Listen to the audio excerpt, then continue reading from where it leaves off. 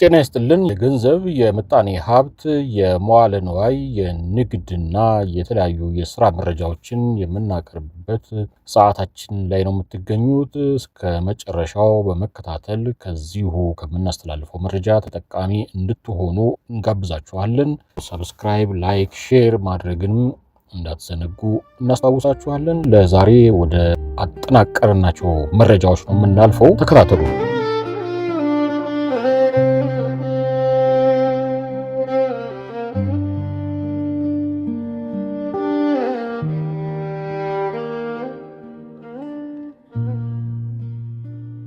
ገንዘብ ንድያ የኢትዮጵያ ሪል ስቴት ገበያ ትንታኔ፣ ተግዳሮቶችና የለውጥ አቅጣጫዎች። በኢትዮጵያ ያለው የሪል ስቴትና የፋይናንስ ዘርፍ በአሁኑ ወቅት በርካታ ውስብስብ ተግዳሮቶችና የለውጥ ተስፋዎች የሚታዩበት ወቅት ላይ ይገኛል። የኢትዮጵያ ብሔራዊ ባንክ ይፋዊ ሪፖርቶች እንደሚያመለክቱት በፋይናንሱ ዘርፍ የሚታየው ዋነኛው ችግር ግብይቶች ከመደበኛው የባንክ ስርዓት ውጪ መከናወናቸው ሲሆን ከግማሽ በላይ የሚሆነው ዝውውር መደበኛ ባልሆነ መንገድ ይፈጸማል። ይህም የሞርጌጅ ወይም የቤት መግዣ ብድር አቅርቦትን እጅግ ውስን አድርጎታል። በአሁኑ ወቅት በብድር የሚሸፈነው የቤት ግብይት ከ2 እስከ 3% የማይበልጥ ነው።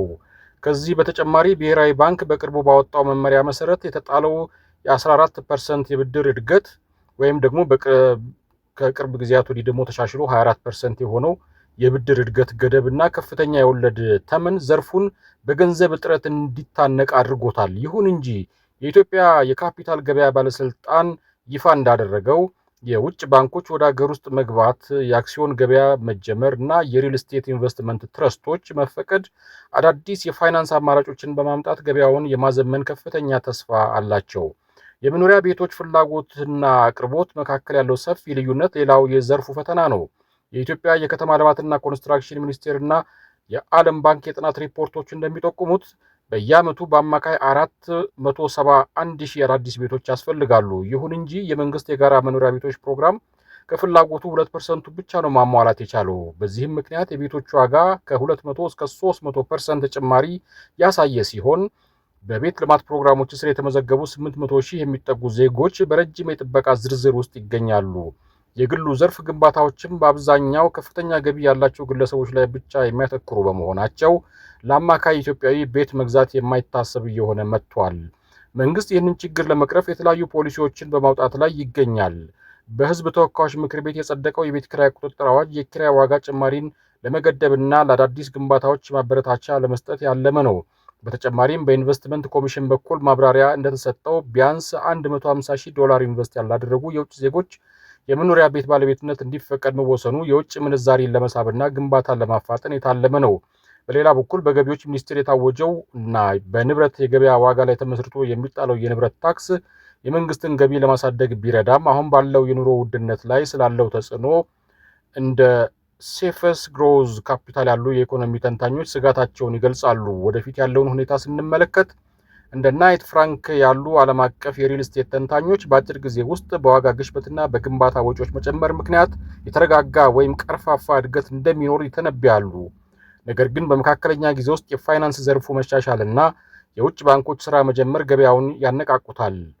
በረጅም ጊዜ ውስጥ ግን የቴክኖሎጂ እድገት፣ የከተሞች መስፋፋትና የፖለቲካ መረጋጋት ለዘርፉ ሰፊ ተስፋን ይዘው ይመጣሉ። እንደ መፍትሄ ሀሳብ መንግስትና የግል ዘርፉ በመቀናጀት ተመጣጣኝ ቤቶችን መገንባት ላይ ማተኮርና ለተራው ዜጋ የሚደርስ የቤት ብድር ስርዓትን ማመቻቸት ለዘርፉ መረጋጋት ወሳኝ እርምጃዎች መሆናቸውን የኢኮኖሚ ባለሙያዎች ይመክራሉ።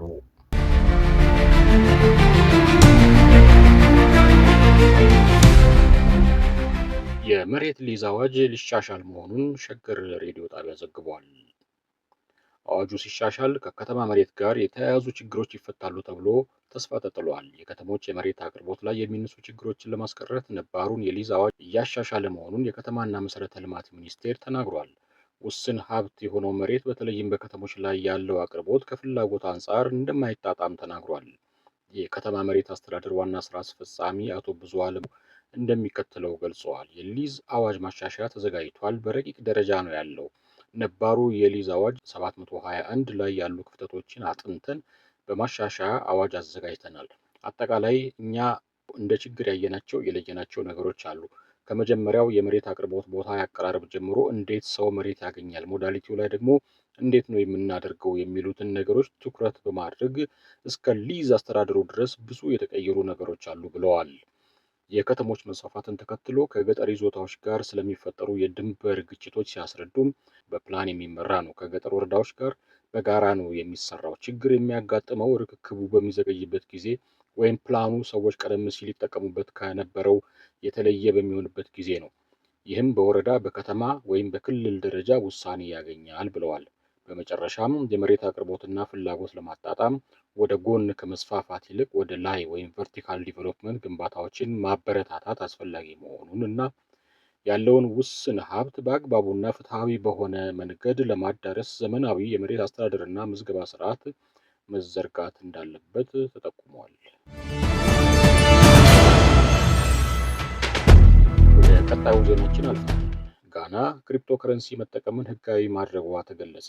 ምዕራብ አፍሪካዊቷ ሀገር ጋና የናይጄሪያ እና ኬንያን ፈለግ በመከተል ክሪፕቶ ከረንሲ መጠቀምን ህጋዊ የሚያደርግ ህግ በፓርላማው አጽድቃለች። በ2025 ከሰሃራ በታች ባሉ የአፍሪካ ሀገራት የሚደረገው የክሪፕቶ ከረንሲ የንግድ መጠን ከ205 ቢሊዮን ዶላር የተሻገረ ሲሆን ሀገራት ከዘርፉ ለመጠቀምና ለመቆጣጠር ህጎችን እያወጡ ይገኛሉ።